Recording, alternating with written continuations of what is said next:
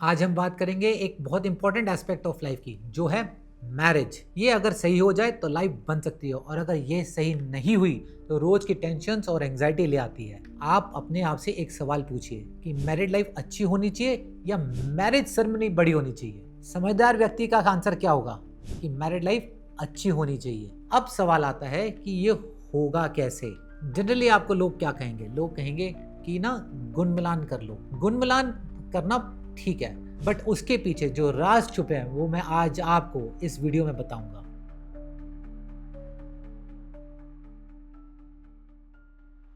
देखिए, सबसे पहले ये जानना बहुत ज़रूरी है कि गुल मिलान निकलता कैसे है। इसको शुरू करने से पहले मैं आपसे एक बात करना चाहता हूँ। पिछले दिनों अभी एक कॉल पे मेरे एक जानकार हैं, उन्होंने मेरे से एक कंसल्टेशन ली कि भाई मेरे को ये मैचिंग करके दे दो। मैंने हॉरोस्कोप चेक करी, मैंने उनको आंसर दे दिया, मैंने कह दिया ये कर लीजिए। बट मैंने उनको साथ में एक वार्निंग भी दी थी कि मैंने आपको ये मैच करके दे दिया, बट किसी और एस्ट्रोलॉजर को आप दिखाओगे तो 99% चांस ये है कि वो आपको मना कर देंगे। उन्होंने पूछा ऐसा क्यों? मैं कहा जी जब आप दिखाओगे तब पता लगेगा आपको। तो वही हुआ। उन्होंने अपनी कुंडली जो मैच करानी थी, 2 कुंडलियों को दिखाया और सामने वाले एस्ट्रोलॉजर ने मना कर दिया। और उसका रीज़न था कि जी गुण मिलान जो किया है उसमें मैच तो ज़्यादा होता ही नहीं। गुण मिलान तो सिर्फ 7 है, 36 में से सिर्फ 7 निकल रहे हैं, तो ये मैच तो अच्छा है ही नहीं और बहुत खराब हो जाएगा। अब उनका मुझे फ़ोन आया, उन्होंने कहा यार आपने जैसे बोला था वैसे ही हुआ कि सामने वाले एस्ट्रोलॉजर ने मना कर दिया, तो इसका रीज़न क्या है? आपको ये जानना पड़ेगा कि गुण मिलान निकलता कैसे है। देखिए, कुंडली में 9 ग्रह होते हैं, ये तो सबको पता है, ये आप भी जानते हो। 9 ग्रहों में से एक ग्रह है जिसे हम कहते हैं चंद्रमा।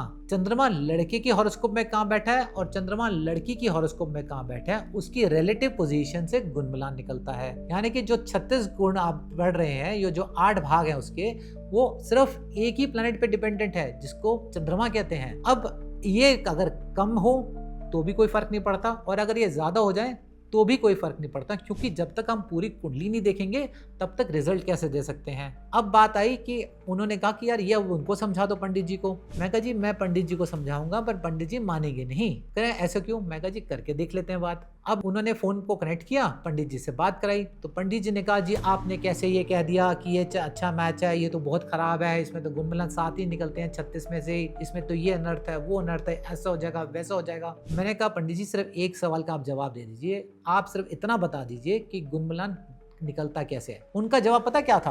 उनका जवाब था कि पंचांग से निकलता है। वो मैंने कहा पंडित जी पंचांग में तो लिखा है, आप नक्षत्र मिला रहे होगे ना कि इस नक्षत्र का चरण और उस नक्षत्र का चरण, तो आपने गुण मिलान निकाल दिया, बट वो पीछे साइंस क्या है, उसके पीछे निकलता कैसे है, ये कुछ आइडिया है? कह रहे नहीं उसकी क्या जरूरत है, जब लिखा है तो वही है।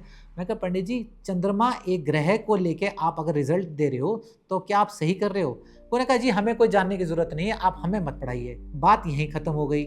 उसके बाद भैया का फिर से फोन आया कि यार ये हुआ क्या? मैं कहा जी मैंने आपको पहले कहा था पंडित जी मानेंगे नहीं। होता यही है कि जब आप हॉरोस्कोप मैच कराते हैं तो आप हॉरोस्कोप मैचिंग नहीं, आप गुण मिलान करा रहे होते हैं। गुण मिलान सिर्फ एक ग्रह से हो रहा है, अब उसी पे रिजल्ट दे रहे हैं लोग। और जो मैं करता हूँ वो है हॉरोस्कोप मैचिंग। हॉरोस्कोप मैचिंग क्या होता है? पूरी कुंडली। पूरी कुंडली क्या चीज़ है? पूरी कुंडली होती है 9 ग्रह। 9 ग्रह कहाँ पे बैठे हैं, किसकी राशि में बैठे हैं, किसके नक्षत्र में बैठे हैं, ये इंपॉर्टेंट होता है। साथ में फिर आगे की दशा क्या है, ये इंपॉर्टेंट होती है। और कुंडली मैचिंग में होता क्या है कि हम ये भी देखते हैं कि हम किसके पर्सपेक्टिव से भी देख रहे हैं। अब मैं आपको बताता हूँ कुंडली मिलान में मोस्ट इंपॉर्टेंट क्या है। वो है 6 एस्पेक्ट्स। 6 एस्पेक्ट्स में क्या चीज़ है? पहले तो लॉन्जिविटी। लॉन्जिविटी यानी कि उम्र लंबी है या नहीं, जिससे आप अपने बच्चे की या बेटे की या बेटी की शादी करने जा रहे हैं, उसकी हॉरोस्कोप में सामने वाले की क्या लॉन्जिविटी लंबी है या नहीं। आपने पिछले दिनों में बहुत सारे केसेस भी सुने होंगे कि बहुत कम उम्र में कई लोग चले गए। कि अगर ये ऐसा हो जाता है तो आप ये समझिए कि कितना मुश्किल हो जाएगा दूसरे पार्टनर को जिंदगी निकालना। इसलिए लॉन्जिविटी चेक करना बहुत इंपॉर्टेंट हो जाता है। सेकंड है कि उसका नेचर कैसा है, क्या वो लड़ाई झगड़े वाला तो नहीं है, कहीं वो डिप्रेशन एंग्जाइटी वाला तो नहीं है, क्या उसमें ड्राइनेस तो नहीं है। अगर ये चीजें हैं तो वो मैच अच्छा नहीं है, उस लड़के या लड़की से शादी करना सही नहीं है। उसकी हॉरोस्कोप में ये जरूरी है कि वो अच्छे नेचर का हो, मिलनसार हो। और अगर ये चीज़ उसकी हॉरोस्कोप में है, लड़के की और लड़की की हॉरोस्कोप में जिससे मैच करा रहे हो, अगर ये है तो बहुत अच्छा माना जाता है। थर्ड जो है वो है चाइल्ड बर्थ फैक्टर। कि दोनों की कुंडली में चाइल्ड बर्थ है या नहीं। कई बार ये देखा गया है कि चाइल्ड बर्थ के लिए जो प्लैनेट्स हैं, जो दशा आ रही है, वो एक कंड्यूसिव नहीं है, यानी कि वो पॉजिटिव नहीं है, तो चाइल्ड बर्थ बहुत समय तक नहीं होता या हो ही नहीं रहा। तो ऐसे केसेस में हमें बताना पड़ता है कि यह मैच अच्छा नहीं है, जिसमें चाइल्ड बर्थ की प्रॉब्लम है। और अगर इसके अलावा एक और चीज़ देखी जाती है, वो है हेल्थ।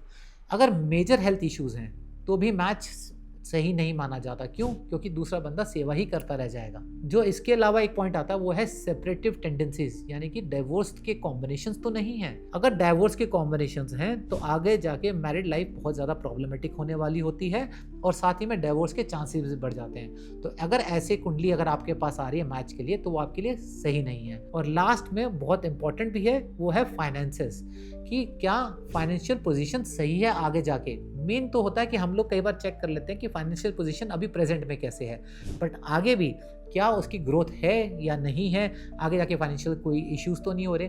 अगर ये नहीं आ रहा है और हॉरोस्कोप कह रही है कि भाई हाँ फाइनेंसेस ठीक हैं, तो ये मैच अच्छा माना जाता है। इन 6 पॉइंट्स में से, यानी कि लॉन्जिविटी, आपका नेचर, आपकी health, child birth, separative tendencies और फाइनेंसेस, अगर ये 6 फैक्टर्स सही हैं तो वो मैच आपके लिए सही है।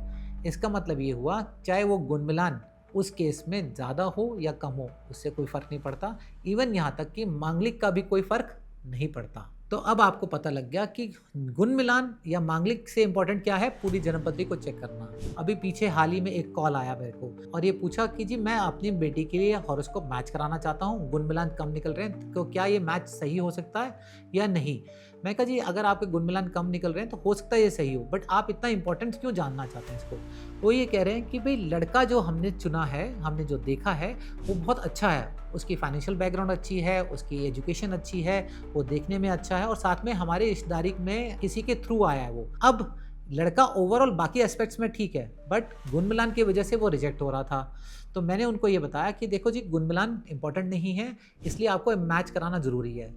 तो उन्होंने पूछा ठीक है जी ये मैच करना है, इसकी फ़ीस क्या। मैं कहा जी फ़ोन पे इतनी फ़ीस है और अगर आप ईमेल से कंसल्टेशन लेते हो तो इतनी फ़ीस है। बट उन्होंने कहा जी ये तो बहुत ज़्यादा है, मैं 1100 रुपये क्यों दूँ फ़ीस के। अब मैंने उनसे सिर्फ इतना पूछा कि इतना बताइए कि आप अपने बच्चे की शादी बड़ी चाहते हैं या ये चाहते हैं कि उसकी मैरिड लाइफ अच्छी हो। उन्होंने कहा ये जवाब था कि मैरिड लाइफ अच्छी हो। तो मैं कहा फिर आप ये क्यों सोच रहे हैं कि खर्चा है, आप शादी में तो इतना खर्चा करने वाले हैं, बट मैचिंग जिससे आपके बच्चे की ज़िंदगी बननी है उस पर आपको एक एक्सपीरियंस एस्ट्रोलॉजर का राय नहीं चाहिए। तो फ्री में गुण मिलान करते रहिए और जैसी ज़िंदगी होगी फिर भगवान भरोसे है। तो उनको ये बात समझ आ गई। उन्होंने कहा हाँ ये बात आपकी ठीक है, हम इतना सारा खर्चा तो हम शादी पे कर देते हैं, बट जहाँ बहुत ज़रूरी है कि हमें सही मैच कराना चाहिए वहाँ हम चूक जाते हैं। तो प्लीज़ आज से जो भी मैं कुंडली भेजूंगा मैं आपको ही भेजूंगा, आप मेरी बच्चे के लिए सही सा मैच करके दीजिए। तो ये बात हुई और आज उन्होंने हमसे कई बार हॉरोस्कोप मैचिंग कराई, तब जाके एक फाइनल हुआ कि ये मैच अच्छा है। और इस बात को अब 3 साल हो चुके हैं और उनकी मैरिड लाइफ बहुत बढ़िया चल रही है।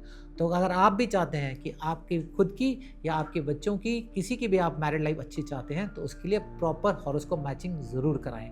चाहे आप मेरे से कराएं, चाहे आप किसी भी एक्सपीरियंस एस्ट्रोलॉजर से कराएं, बट ध्यान रखिएगा वो पूरी हॉरोस्कोप को चेक करें, सिर्फ गुण मिलान को चेक ना करें। एक चीज़ पे नहीं, पूरी हॉरोस्कोप पे डिपेंडेंट है आपकी मैरिड लाइफ। नमस्कार।